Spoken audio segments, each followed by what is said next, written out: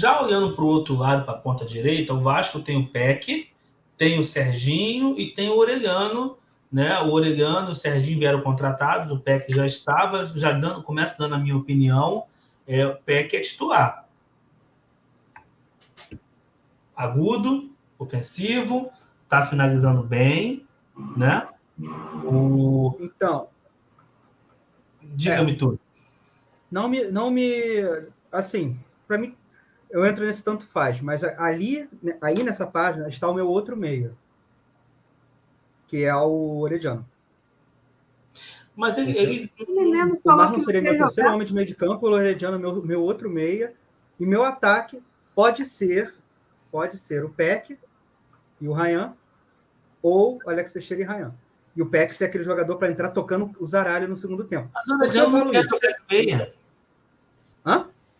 Eu acho que o Orelhano não quer jogar de meia e nem está pronto para ser titular do Vasco. Ele não está pronto, ele não tem físico para jogar. Ele entra, perde o primeiro tranco, ele já perde a bola. Ele não tem ainda. Mas não faz sentido que ele veio jogando também, né, Luana? Ele era titular no time dele. Mas então, eu não vejo nele esse.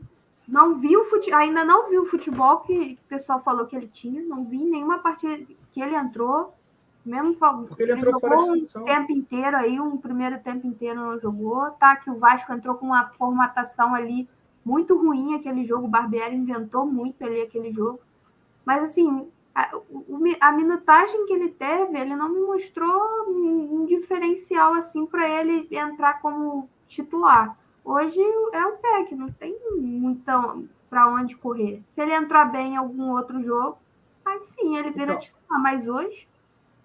O Vasco tem que parar de usar esses jogadores ofensivos para ficar marcando subida de lateral. Para isso de conversa. Porque, assim, quando ele botou... A única vez que colocaram o Orediano de titular, eu falei, vai dar merda porque o Barbieri é retardado e ele vai colocar o Orediano, que ele não tem o mesmo ritmo que o Peck tem de velocidade, de marcação, de voltar, de ficar indo e voltando, ele é mais cadenciado, vai dar merda. Cara, não deu outra, ele entregou um dos gols pro Flamengo, né? E assim, o Orediano ele tem que ficar perto da área. Que seja um segundo atacante.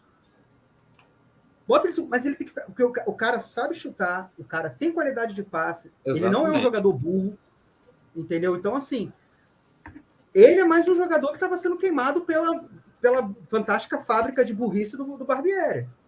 Entendeu? Então, assim, eu acho que vai depender muito do treinador. Assim, isso aqui é o Marcelo, o treinador, falando, né? Então, assim, eu acho que o Orediano ele tem que ter uma vaguinha ali, perto da área, como titular, entendeu? Deixa o cara tocar ali, chegar o último cara ali para dar aquele passe, para dar aquela pifada. Eu acho que é ele. É o jogador que, assim, ele e o Jair, tecnicamente falando, são os dois melhores jogadores do Vasco. O passe do Orediano é o passe mais apurado do elenco do Vasco. Se você for, assim, comparando com o que ele fazia lá no Vélez, né? Que assim, ele não teve nenhuma oportunidade de fazer isso aqui, mas o cara tem qualidade de passe, o cara finaliza em espaço curto. Então, assim, tá na hora de começar a usar ele numa posição própria para ele. Eu acho que é só essa questão. Ele foi muito sacrificado.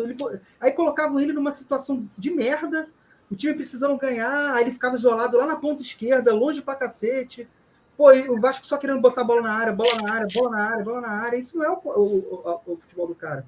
Então, assim, o Barbieri, ele foi um verdadeiro câncer pro time do Vasco.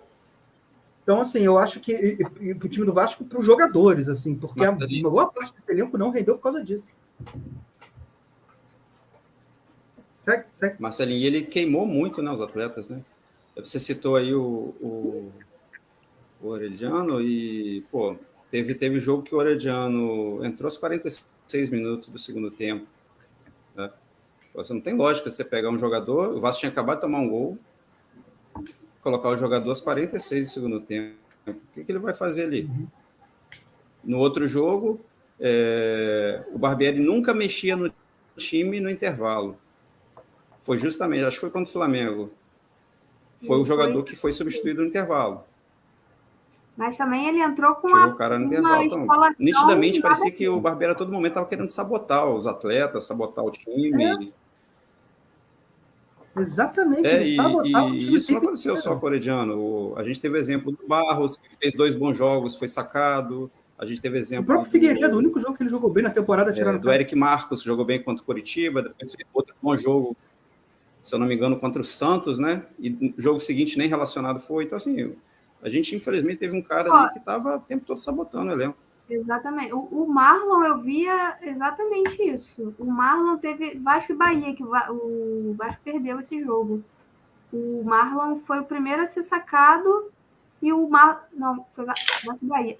E ele não estava jogando mal. Dentro ali daquela partida do Vasco, o Vasco não fez uma má partida. Vasco e Bahia, o Vasco não estava jogando mal esse jogo. O Vasco perdeu, mas o Vasco não... Acho que dentro do contexto ali das partidas no Brasileiro, eu acho que aquela partida do Vasco até jogou razoavelmente bem. E o Marlon não estava mal, ele foi e tirou. Aí o Vasco perdeu. E o jogo que é bem claro, nítido isso, é o Vasco e Goiás, né? Que o Marlon foi a primeira substituição do Barbieri, foi o Marlon, e o Marlon era o melhor jogador da partida. Era o melhor, é incontestável, ele vai e tira. E assim, o time se perde. Na mesma hora, o Vasco parou de jogar. O Marlon saiu, o Vasco parou de jogar. O Vasco perdeu ali um motorzinho que defendia e saía com a bola pro ataque. O Vasco morreu, o Vasco parou de criar e o Vasco perdeu, né? Já estava perdendo mesmo, perdeu e ia perder de qualquer jeito aquele jogo, porque eu vi ali, se o Vasco tivesse chance de empatar, passaria muito pela partida que o Marlon estava fazendo, de conduzir o time ali junto com o Jair. Depois que o Marlon saiu, o Vasco ficou ali, estagnou, não conseguiu criar mais nada.